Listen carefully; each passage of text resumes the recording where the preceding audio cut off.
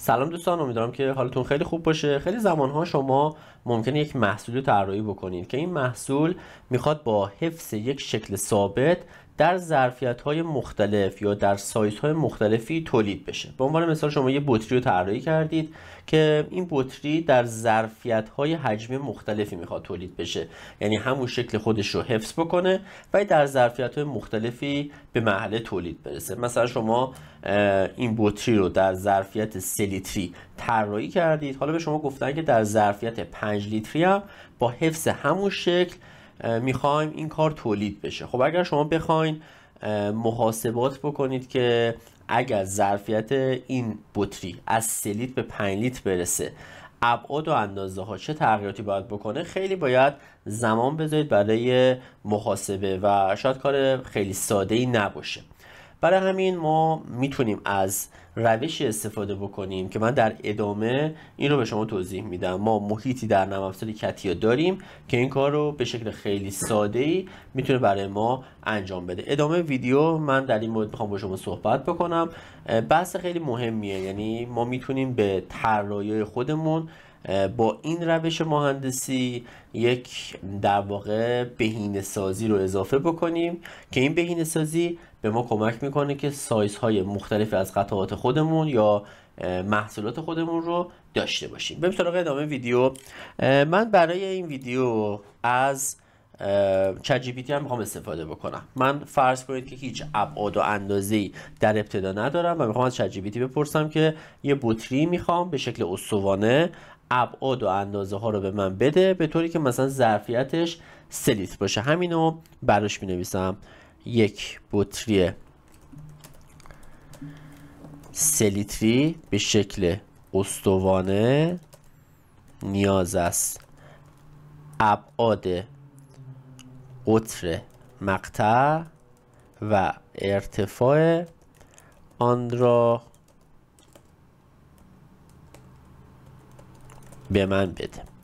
خب من فقط تعیین کردم که 3 لیتر باشه ظرفیت، شکلش هم استوانه باشه، قطر مقطع و ارتفاع رو به عهده خودش گذاشتم. خیلی سوال کلی کردم و شکل خیلی ساده ای هم میخوام داشته باشم.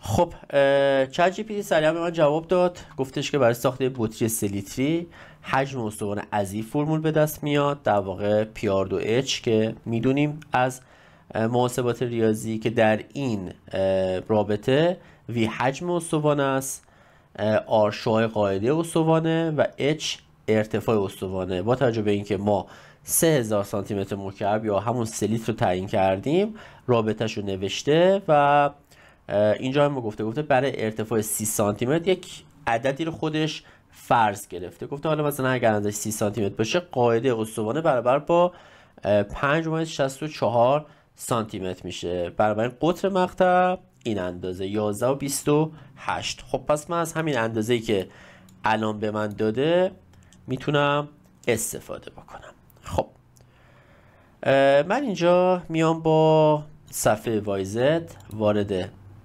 اسکچ میشم و این شکل خیلی ساده میکشم. شکل من میخواد به صورت در واقع استوانه باشه که شفت پیدا کرده. خیلی شکل پیچیده ای رو نمیخوایم اینجا داشته باشیم. خب طبق گفته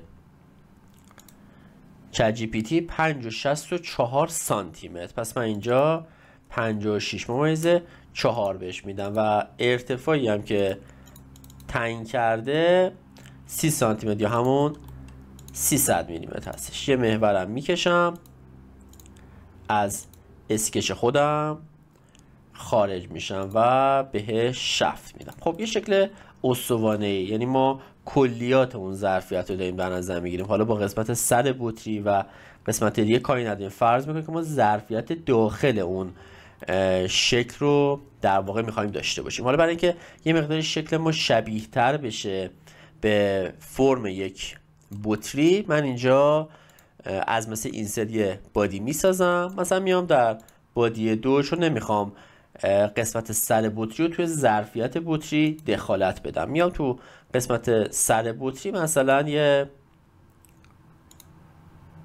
دهنه ای هم براش در نظر میگیرم، مثلا اندازشم 4 سانت باشه و بهش پد میدم. یه شکل خیلی ساده.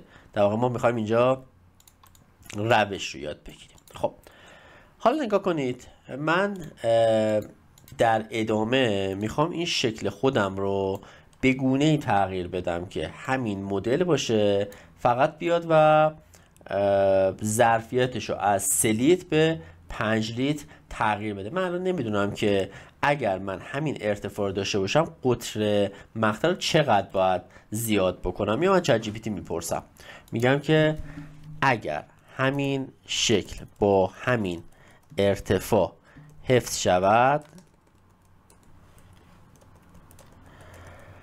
باید مقطع چه اندازه شود تا حجم بطری به 5 لیتر برسد. من در واقع از سوال دوم خودم میخوام در جهت چک کردن دقت محیطی که در کتیا میخوام استفاده بکنم در واقع اینجا بهره ببرم و میخوام ببینم که آیا عددی که به من میده با این عدد یکی هست یا نه. به من گفته که خب این رابطه هست، شما تو این رابطه حجم رو میخوای به 5000 سانتی متر مکعب برسونی و باید مقدار شعاع 7.28 بشه. این عدد رو ما داشته باشیم فعلا. من میام اینجا میخوام از اون محیط استفاده بکنم. ما یه محیطی داریم در کتیا در سرشاخه نالجور به نام Product Engineering Optimizer. در واقع محیط Product Engineering Optimizer بهینه‌سازی مهندسی رو در محصول انجام میده. کاربرد خیلی زیادی داره. من دارم یه کاربرد خیلی ساده رو بهتون میگم که اتفاقا همین کاربرد ساده خیلی هم پر کاربرد. نگاه کنید اینجا، من اینجا یک ابزاری دارم به نام اپتیمایزیشن که این اپتیمایزیشن کاری که انجام میده اینه که ما میایم تعیین میکنیم که ما میخوایم یک المان ثابت یا بهتر یک پارامتر ثابت از مدل خودمون رو از یه عددی به یه عدد دیگه تغییر بدیم و در واقع تغییراتی که در طراحی ما میاد باید به چه صورت باشه. حالا من اینجا میخوام چه کاری انجام بدم؟ میخوام بیام و حجم کار خودم رو تغییر بدم. من برمیگردم به محیط پارت دیزاین. فعلا میخواستم فقط محیط رو به شما معرفی بکنم. میام از مسیر پارت دیزاینی که وارد شدم از جعبه ابزار میژر روی گزینه میژر اینرشیا میذارم. دوستانی که با جعبه ابزار میژر آشنا هستن میدونن که میژر اینرشیا میتونه برای ما حجم یا موارد دیگه رو محاسبه بکنه. من اینجا میژر رو میزنم، رو میژر اینرشیا کلیک میکنم و روی پارت بادی خودم کلیک میکنم. اون قسمت استوانه‌ای در پارت بادی من بود. ببینید اول اینجا والیوم یا حجم رو داره درست به من میگه، داره میگه 3 لیتره، یعنی اون عددی که چت جی پی تی به من داد عدد درستی بود. اینجا گزینه کیپ میژر رو میزنم و اوکی میکنم تا میژر برای من اینجا ثبت بشه. حالا میرم سراغ محیطی که بهتون معرفی کردم، یعنی محیط پروداکت انجینیرینگ اپتیمایزر و روی اپتیمایزیشن کلیک میکنم. اینجا نگاه کنید در پنجره که واسه من باز میشه، من اینجا در قسمت اپتیمایزیشن تایپ روی حالت تارگت ولیو قرار میگیرم، یعنی مقدار هدف. یعنی من میخوام این عدده بشه تارگت من، به اون عدد میخوام برسم. تارگت ولیو رو میزنم.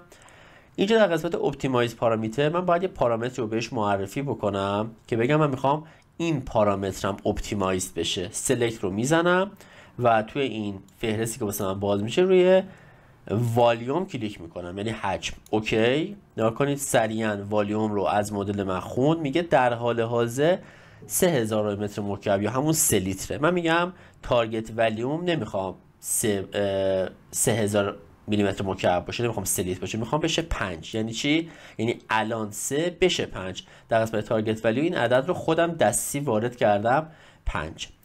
حالا اینجا در قسمت فری پارامترز من براش تعیین میکنم که چه پارامتری رو آزادی تغییر بدی. خب من بالاخره برای اینکه از 3 لیتر به 5 لیتر برسم باید یه چیزی رو براش بذارم برای تغییرات دیگه. چی رو براش میذارم؟ من براش میخوام مقدار قطر مقطع رو بذارم. میام توی این لیستی که اینجا هستش، نگاه کنید اگر بگردم به گزینه اسکچ میرسم. نگاه کنید نوشته اسکچ 1 لنگس 5 5 و 6 به ترتیب میشه مقدار قطر و ارتفاع. من اول قطرشون داده بودم، پس لنگس 5 میشه مقدار طولی که برای اون خطه در نظر گرفتم که میشه شعاع برای مدلم. خب اینو من انتخاب که کردم با این فلشه میفرستم سمت راست، اوکیش میکنم. الان داره من میگه مقدار فعلی 56.4 هستش. حالا من اینجا در قسمت پایین که در واقع نوشته رانی، میام اینجا انتخاب میکنم که در واقع چطوری بیاد برای من این محاسبات رو انجام بده. من روی همین حالت فست گذاشتم. در قسمت در واقع الگوریتم تایپ هم اینجا نوشته که در واقع میخواد از چه الگوریتمی استفاده بکنه. من تو همین وضعیتی که هست میام و انتخاب خودم رو انجام میدم. حالا اینجا چند تا حالت داره. یک حالت اسلوه که آروم محاسبات خوش رو انجام میده، حالت میدیوم که متوسط، فست سریع، و اینفینیت هم دیگه سعی میکنه به دقیق ترین حالت در واقع خودش رو برسه. من رو همین حالت فست میذارم و ران اپتیمایزیشن رو میزنم. اینجا میخواد در یه مسیری، چون میخواد به من بعداً دیتا بده، یه مسیری بهش بگم، یه اسمی هم بدم. مثلا من اسمشو میذارم به عنوان مثال والیوم.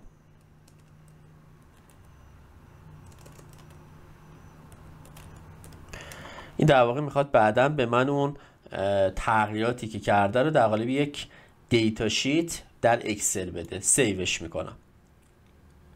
حالا نگاه کنید، سیو که بشه حالا شروع میکنه به پردازش. نگاه کنید الان در قسمت Objective Best Value داره خودش رو نزدیک میکنه تا اونجا که میشه 5 لیتر. ببینید الان چقدر نزدیکه، هی داره اعداد رو بالا پایین میکنه تا به دقیق ترین عدد ممکنه برسه. حالا این بستگی به اون پیچیدگی مدل شما هم داره. ممکنه که این زمان زیاد بشه، کم بشه. الان کارشو انجام داد. نگاه کنید رسونده به چه عددی؟ 72.837. برگردیم به چت جی پی تی ببینیم چه عددی موردش میگفت. نگاه کنید همونه. حالا اون تعداد اعشار بیشتری من داده. این گفته 7.28 که میشه همون 72.8.